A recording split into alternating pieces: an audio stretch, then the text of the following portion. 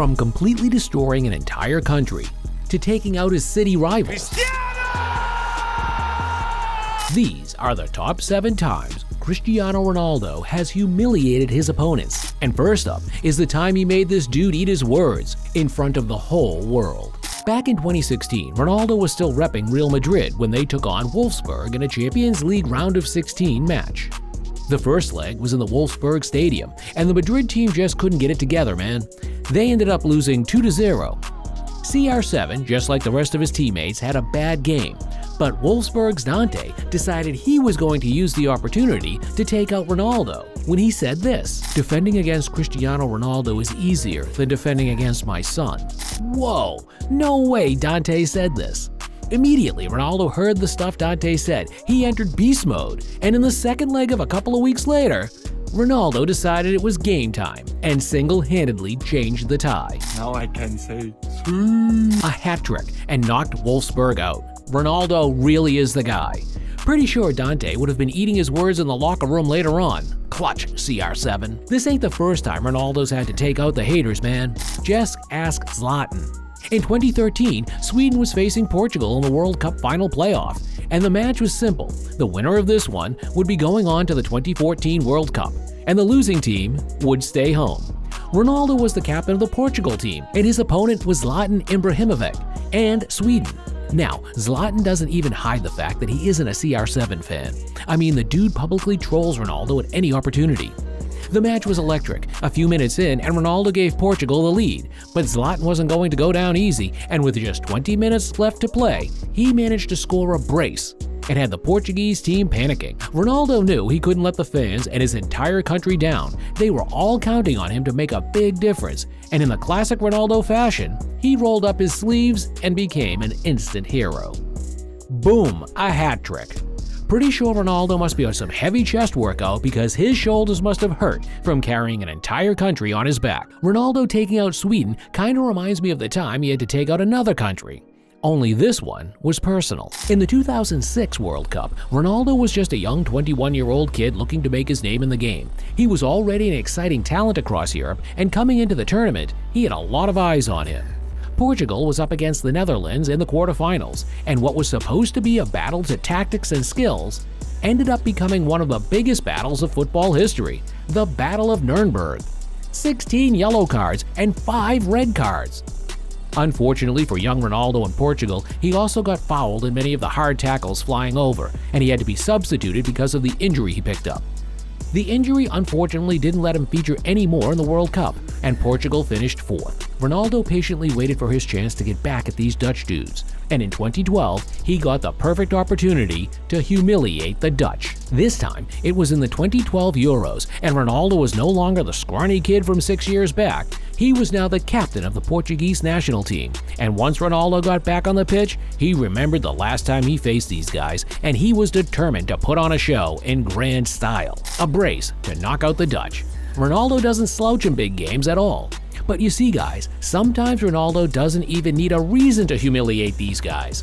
He just does it because he's the best in the world. Like in 2018, when Ronaldo and Madrid came over to Turin to face Juventus in the Champions League quarterfinals, it was supposed to be a tough game, because Juve had arguably the best goalie in the world, Gianluigi Buffon. Buffon was one of the golden goalies of his generation. The dude was pulling off mad saves even in his late 30s and still winning trophies. Coming into this one, Ronaldo had dunked Buffon and Juve in last year's Champions League final, and Buffon was trying to avoid a repeat of what happened last year, so he was determined to bring his A game to this one.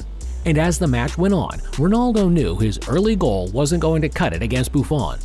He needed to do something extraordinary, and that's when he rose highest and scored one of the greatest goals in football history. He had Buffon rooted to the spot. The guy couldn't even move. After the game, Buffon invited Ronaldo over to a dinner at his crib. While bonding over the videos on Mr. Football's channel, Buffon couldn't help but admit Ronaldo had done him over this one. It kinda feels like the 2018 CR7 was just out to humiliate goalies, man. A few months later, and Ronaldo was at it again, this time on the biggest stage. The 2018 World Cup opening game, Portugal vs Spain. This one was huge. Many of the dudes on the Spanish national team played with Ronaldo at Real Madrid, so it was like a reunion. Most of the Spanish dudes thought they figured Ronaldo's game out, but Ronaldo knew they had a weak link in David de Gea. And on the grand stage, and with barely a few minutes into the game, boom, Ronaldo won a penalty and sent it past him.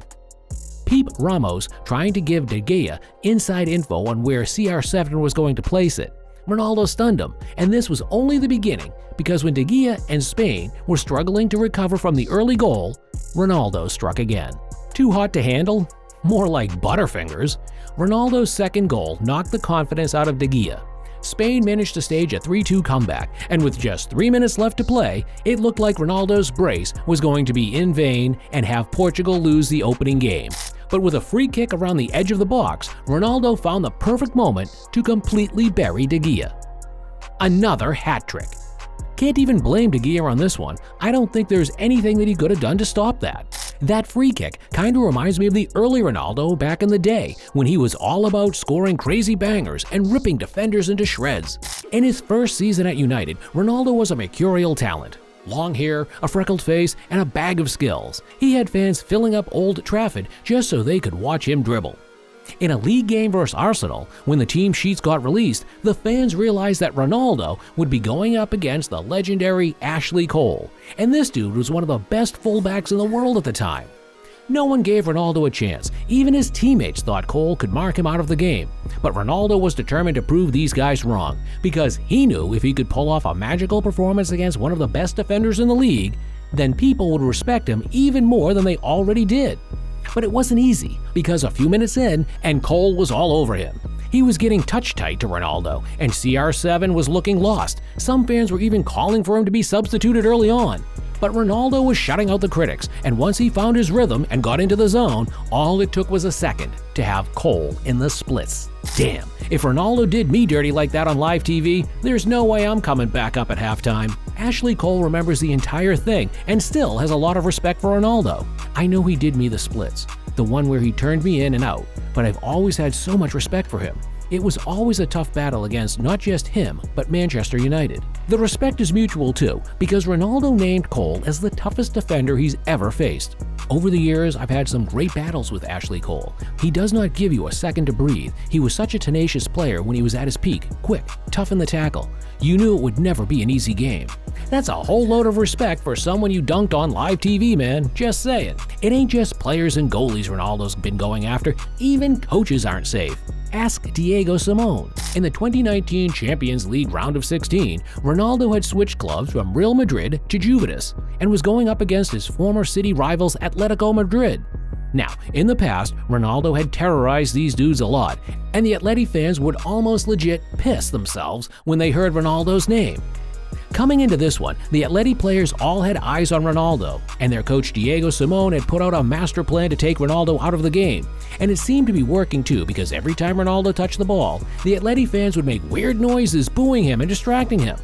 Ronaldo was getting frustrated, and after Atleti took the lead and the boos continued, Ronaldo flashed a 5-hand signal to remind these dudes he was still the boss. Diego Simone was doing a good job in getting into Ronaldo's head, but after seeing his Atleti team grab a second goal, Simone pulled off something he would instantly regret. His celebration was mocking Ronaldo and his Juve team, saying they had no balls. After the game, the media guys managed to catch up to Ronaldo, and with a mic to his face, Ronaldo issued the ultimate challenge. I have 5 Champions Leagues. These dudes have 0. See you in Turin. But Simone wasn't going to back down, and in response, the dude went wild. I will sell watermelons on the streets of Madrid if Juventus do a comeback. I am that confident. It was on. Ronaldo knew that he had to come up clutch in the second leg, or it would be over, and in classic CR7 style, Ronaldo bagged a sensational hat trick to send Atleti fans home. But he wasn't quite done yet, because he still had one more specialty for Simone himself. Damn, wonder what the address is to Simone's watermelon shop in Madrid. Now Ronaldo and Simone's celebrations both had him bagging fines because celebrating goals like that, it ain't allowed. Just click the next video to find out the banned celebrations in football.